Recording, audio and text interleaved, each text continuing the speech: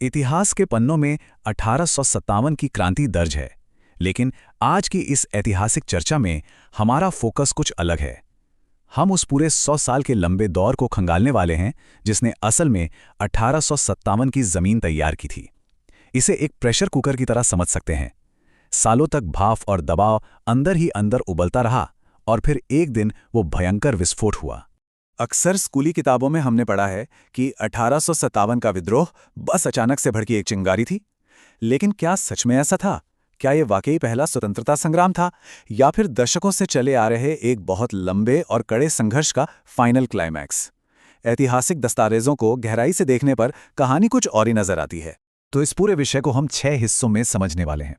शुरुआत करेंगे 1857 के बैकग्राउंड से, फिर बात करेंगे शुरुआती नागरिक और जनजातीय विद्रोहों की, उसके बाद किसान और सैन्य बगावतों पर नजर डालेंगे, फिर गहराई से समझेंगे 1857 की क्रांति के मुख्य कारणों, उसके प्रमुख केंद्रों और नेताओं को, और आखिर में जानेंगे इसके नतीजों और विफलता के कारणों को। चलिए सबसे पहले 1857 के संदर्भ की बात करते हैं, यानी अशांति की वो पूरी एक सदी। पारंपरिक इतिहास अक्सर 1857 को प्रथम स्वतंत्रता संग्राम मानकर वहीं से कहानी शुरू कर देता है, लेकिन ईस्ट इंडिया कंपनी के खिलाफ संघर्ष असल में बहुत पहले ही शुरू हो चुका था।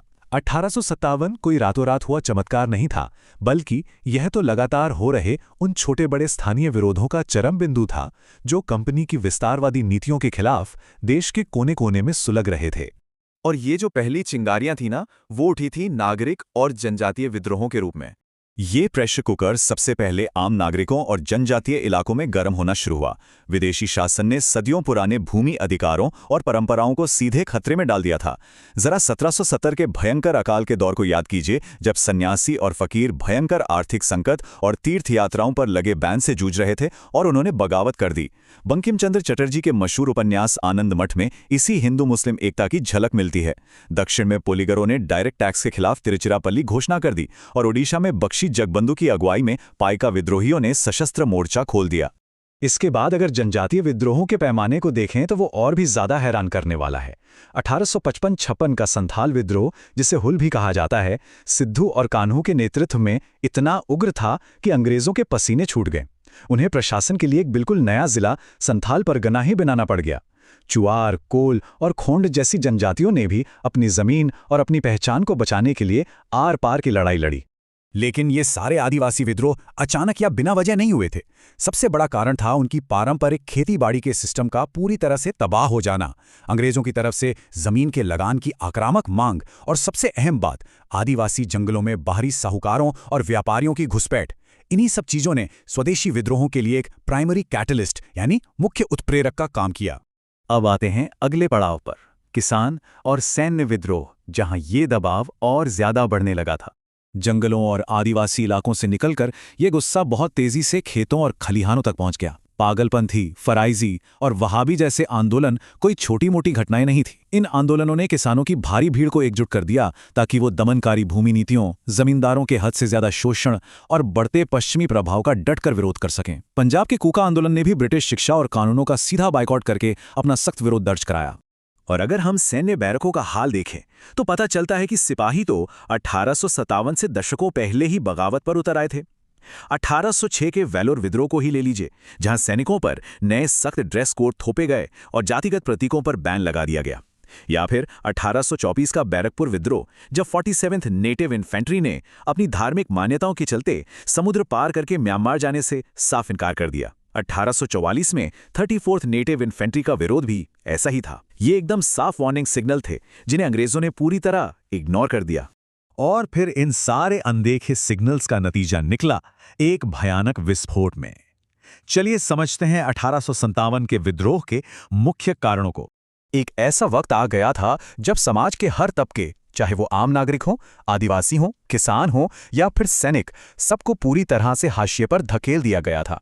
विस्फोट के लिए स्टेज बिल्कुल सेट था और यहीं एंट्री होती है लॉर्ड कैनिंग के कार्यकाल के दौरान 1857 के उस महान विद्रोह की। ईस्ट इंडिया कंपनी के खिलाफ ये अब तक का सबसे संगठित और बड़ा चैलेंज था।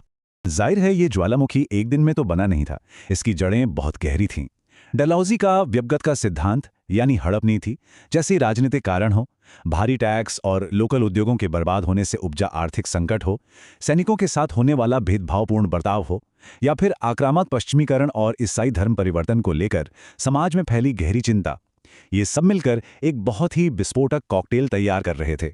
लेकिन इन सब के बावजूद वो आखिरी चिंगारी जिसने बारूद के इस ढेर में आग लगाई, वो थी नई एनफील्ड राइफल। पूरे देश में ये अफवाह जंगल की आग की तरह फैल गई कि इन नई राइफलों के कारतूसों में गाय और सूअर की चर्बी लगी है। हिंदू और मुस्लिम दोनों ही धर्मों के सिपाहियों को ये पक्का यकीन हो गया कि ये उनके धर्म को जानबूझकर भ्रष्ट करने की एक बहुत बड़ी साजिश है। और बस यहीं से बगावत का बिगुल बच गया। तो अब बात करते हैं इस क्रांति के प्रमुख केंद्रों और नेताओं की, और देखते हैं कि असली युद्ध क्षेत्र कहां-कहां थे। बगावत शुरू होते ही देखते कई स्थानीय नवाब, जमींदार और पूर्व शासक इस आंदोलन के सबसे बड़े चेहरे बन गए। दिल्ली में अंतिम मुगल सम्राट बहादुर शाह जफर को विद्रोहियों ने अपना लीडर घोषित कर दिया, जिनका मुकाबला हुआ जॉन निकलसन से।